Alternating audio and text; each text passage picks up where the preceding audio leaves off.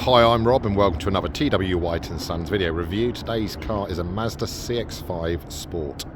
So here we have an Arctic White Mazda CX-5. It's a 2-litre, 165 horsepower engine. It's running for a 6-speed manual gearbox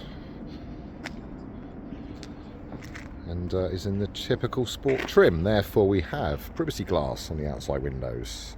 We have keyless entry. So there's a button on the door, also another button on the driver's door and one on the boot lid when you open up the tailgate.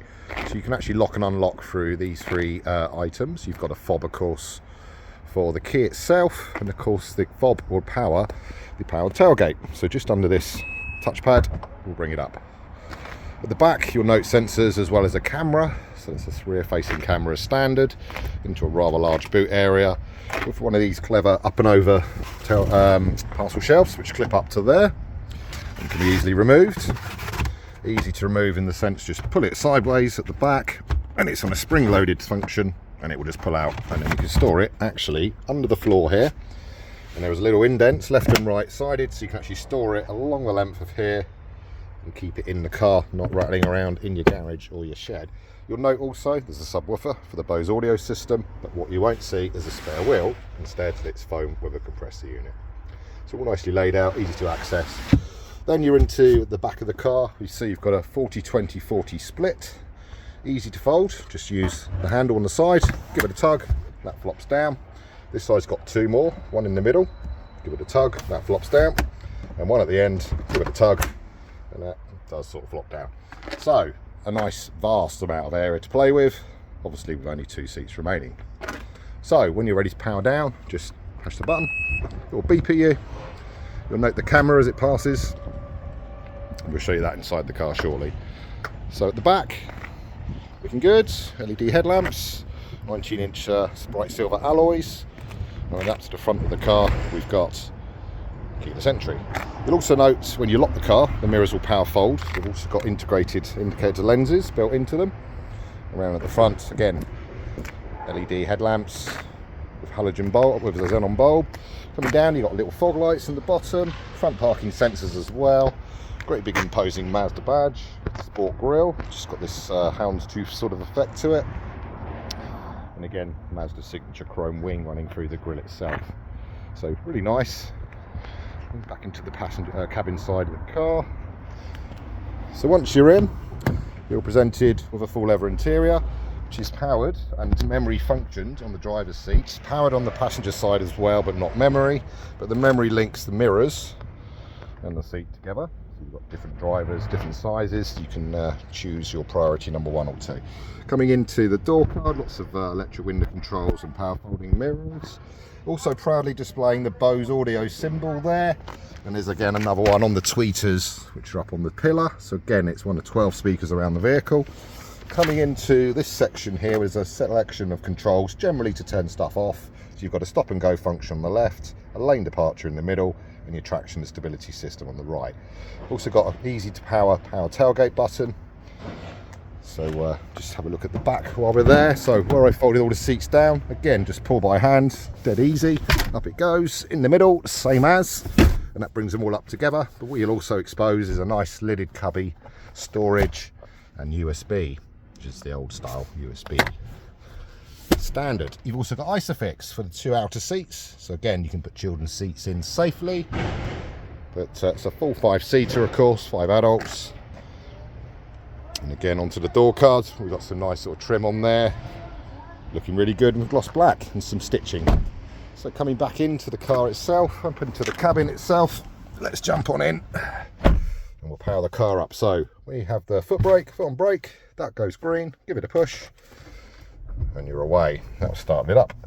So you have a digital display on the right hand side dial. The rest are more conventional analog dials, but the right hand one's going to give you some key information which you can also cycle through on the info button just on the left hand spoke. So I'll give it a tap. So it will show you things like the range to empty, the consumption of the vehicle. This is a rolling consumption, I think, from the last 570 miles. Then you've got another rolling consumption based on 1237 miles. Tells you when it's due a service, so soon, if not on mileage, but definitely on time. which we'll deal with, of course. And on the right hand side, you've also got controls for things like the adaptive cruise and the speed limiter. So the adaptive cruise here, you'll also see two white lines, left and right sided, which is for the lane departure. But what it allows you to do is pick a gap in time, which the car will then monitor and preserve. So that means slowing the car down or even to a complete halt, the car will deal with this. All it will want to do is just keep 2, 1.5, 1 or half a second in time gap between you and the vehicle in front. Okay, did I say manual gearbox earlier? I'm dreadfully sorry, it's an automatic with a sports function and paddle gear changes. So you have paddles to go up and down the gears. So it could be manual in that sense, and you can move it across, you can shift backwards and forwards. So there's a manual override for your 6-speed automatic gearbox with sport function. Coming down, a control system here will control the tablet up here. However, as we're stationary, you can actually touch this. Okay, but also once you're moving, you'll need to revert back to this controller, which twists, goes north, south, east, west, and you can push down to engage a function if you're choosing. There's a quick access buttons as well, quick access to audio, which is currently showing a digital radio, your home button, which brings up all the other sources you can play with. So you have entertainment, of course, communication, which is where your phone will live, and then once paired, you'll be able to stream music and have all your phone data copied over. However, if I lift this little cubby here, you'll see we have a storage box, which is nice and deep, but also you've got a little mobile phone on the top USB, which tells you it's Apple CarPlay compatible with a cable. Same with Android. So you've got both functions. There's an SD card slot for the Mazda's mapping, which if you come back up, you can either twist across to navigation, or you can quickly press the nav button. Once you're in, Mazda's mapping, pretty decent, but probably not as reactive as your current mobile phone would be. So that would be Google Maps or Waze or similar. So nice, easy to use, on the fly. Talking of ease of use, we have a head-up display system. So it's at the moment on this blue car, and it gives you the road speed and the speed you're actually driving at, all projected from the box in the top of the dash. Coming down, as expected, automatic lights, automatic wipers, again working on the sensor at the front of the vehicle at the top of the windscreen. We did touch on these earlier, but you've got controls for audio and Bluetooth, and on this side again is your control interface to control the adaptive cruise and your speed limiter. So coming back across, we touch the start button to stop and start the car, so that's that one there, and then of course you've got dual zone climate control with some niceties. So we have heated front seat for driver and passenger, and we'd also have a heated steering wheel for the driver. All very useful and timely in the next few months when it gets pretty cold.